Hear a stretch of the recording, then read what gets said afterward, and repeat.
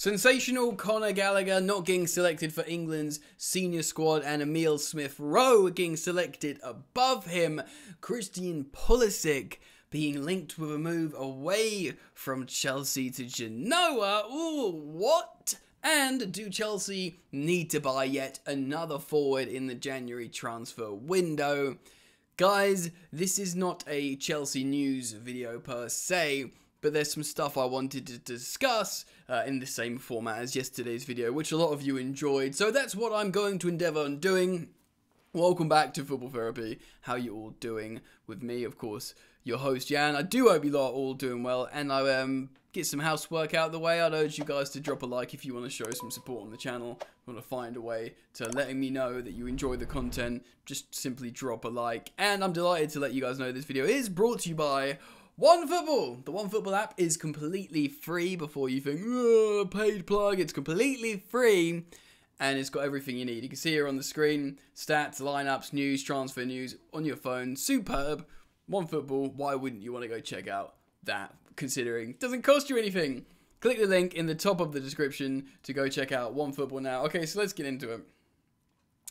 And let's start off with Conor Gallagher and Emile Smith-Rowe. So Emile Smith-Rowe has been called up to the senior England squad. Now, this is not a hate piece on him. He's a very talented forward. He's Arsenal's number 10. He's just recently signed a new deal. He's a very, very talented baller. You know, I'm going to try and not have my Chelsea bias hat on here. But I'm going to ask myself, is he more talented than, say, a Callum Hudson-Odoi? No. Has he got as much experience playing high-level opposition as a Callum Hudson-Odoi? No. But Hudson-Odoi was only offered the under-21s level. He gets promoted up into the first team. I know there were some absentees, and that may also be to do with Mason Mount's continued dental work or something. There's a few absentees, and because of that, Emile Smith-Rowe has been called up to the senior squad. Now, it's important that, again, to reiterate, I recognise him as a very talented player. But there are perhaps other players above him that should have been called up that are playing football. A lot of people are talking about Conor Gallagher. Now, off the bat, Conor Gallagher, you could make the argument slightly that they play slightly different positions. Maybe, although Conor Gallagher has been playing in the attacking third, certainly Emile Smith-Rowe is an attacking third. They're both kind of number 10s. The only thing that probably makes Conor Gallagher a little bit different is he can be more functional. He can be more anchored in midfield. He can make slide tackles. But he's like a number 10 style player. I saw Alex Goldberg tweeted out a statistic of how high ranking Conor Gallagher is in loads of metrics across the park for XG chain per 90, or expected assists, expected goals per 90, XG change, progressive passes, some stuff like that. A bunch of important metrics that demonstrate how good he's been in the Premier League. And he's averaging like 6th best or something in the Premier League. He's playing for Crystal Palace, and he's a young lad. Do you know what I mean? We're talking like the Chelsea players, the Liverpool players, the Man City players, all the rich, illustrious amount of midfielders and attackers all these elite super clubs have. Conor Gallagher is ranking super high. Super, super high. He's been playing a lot. He's been in sensational form. Surely Gareth Southgate recognised that. And you would have thought he'd probably be the one to turn to call up for this international break for when other players are absent. Apparently not. Anyway, I'm really keen on bringing up that discussion point because I want to hear what the collective fan opinion is regarding that. Please do comment down below on perhaps the omission of Conor Gallagher to the first team squad and the inclusion of Emile Smith-Rowe, who, by the way, is a very talented player, but comparatively to other options, I think perhaps he skipped the queue a little bit. Let me know what you think down below and comment on that. Let's move on to Christian Pulisic being linked to Genoa. Of course, Shevchenko's there, wants to bring the Chelsea man there. I'm not sure Christian Pulisic would be interested in that move personally. High-profile player. He is. He's a high-profile player. He was a wonder kid or a wunder kid at Dortmund.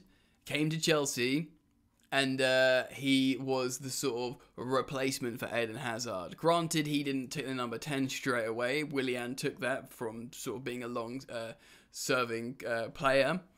As soon as Willian gone, he got the number 10. So Chelsea see him as that sort of iconic, talented, dribbling difference maker in the final third. And by the way, we've seen it too. I've recently spoken about this on Football Therapy, about how after lockdown, under Frank Lampard, he was sensational.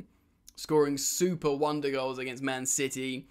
You know, like, not like a flat track bully. I know he scored a perfect hat-trick against away. To be honest, it's not a flat track bully, because away at Turf Moor, away at Burnley, tough place to go, really tough place to go, to score a perfect hat-trick. And he's not like a big guy himself, Pulisic.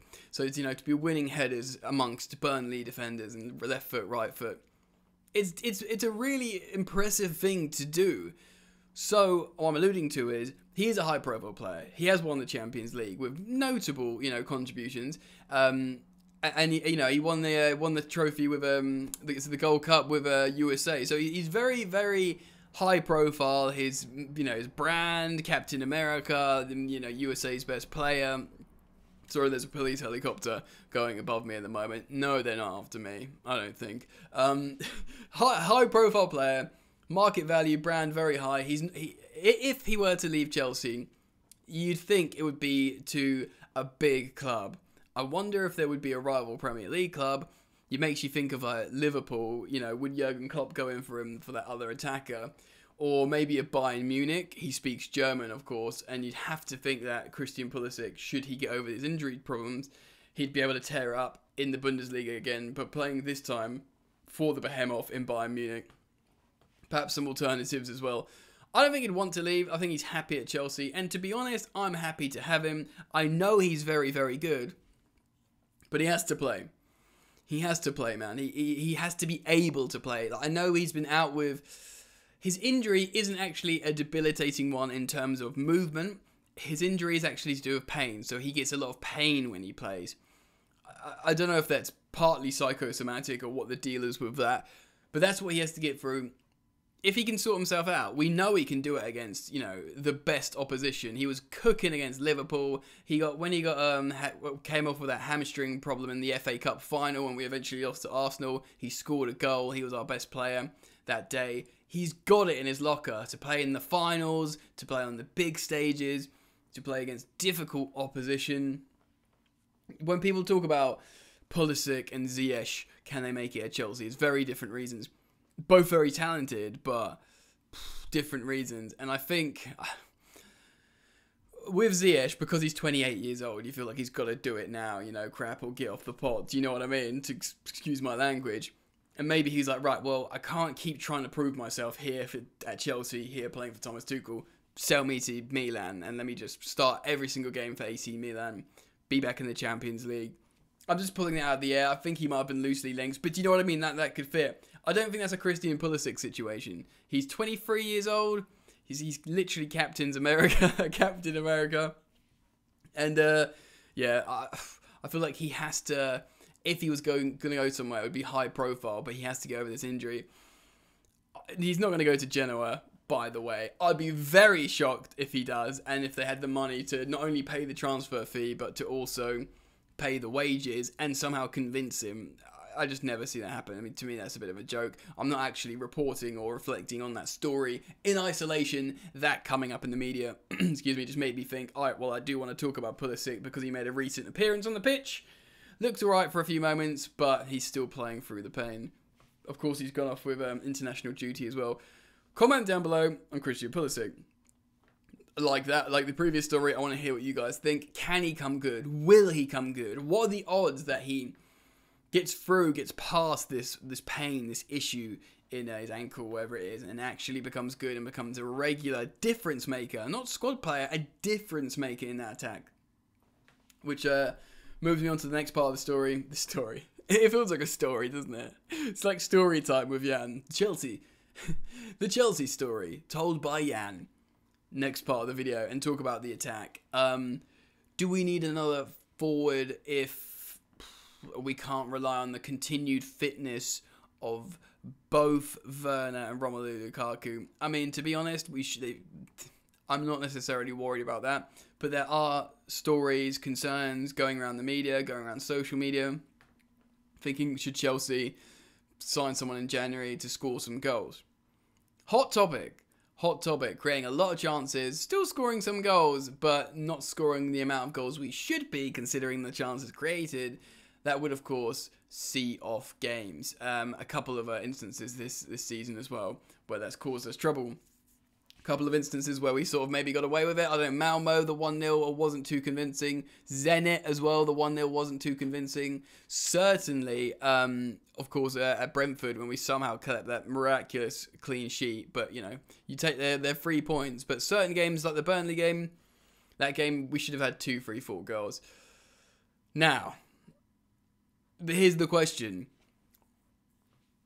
Do we just expect Romelu Lukaku to come back in and stay in the side and score the goals? Because I don't think, personally, we look to Timo Werner for goals. I think we look to Timo Werner for work rate, as like a decoy forward as well, like decoy runs as well as pressing and counter-pressing. The fans love him. They always chant, sing about him. I guested on Football.London's Chelsea thing today with Dan Childs, and we were speaking about this, and I was posed this question. No, I wasn't posed the question, but I brought it up.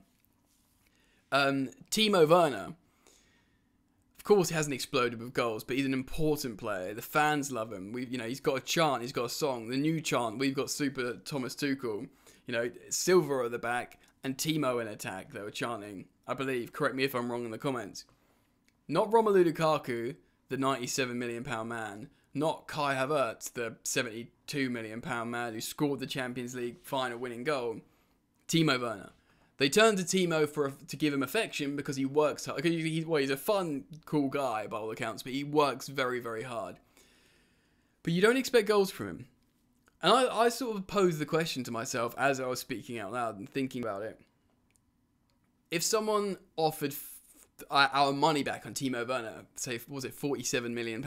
Bearing in mind, when we bought Timo Werner, he was, we weren't thinking of Lukaku and stuff like that. We were thinking of a goal scorer.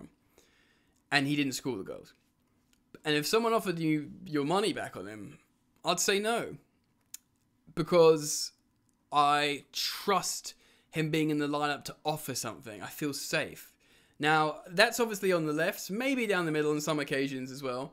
And with the emergence of Callum Hudson-Odoi, who's like a sort of a conventional winger, who gets chalk on his boots, who gets to the byline, who cuts in, who dribbles, who ball carries. All these things, by the way, that Timo Werner does not do. He's very much a point and squirt, running behind, play on the shoulder, press, just, like I said before, decoy runs, stuff like that, But despite all of that, I wouldn't sell him. I want to keep him, and I think he's got a lot to offer, but we don't rely on him for the goals. We rely on Romelu Lukaku for the goals. And to be completely fair to Romelu Lukaku, we rely on him for a different player profile.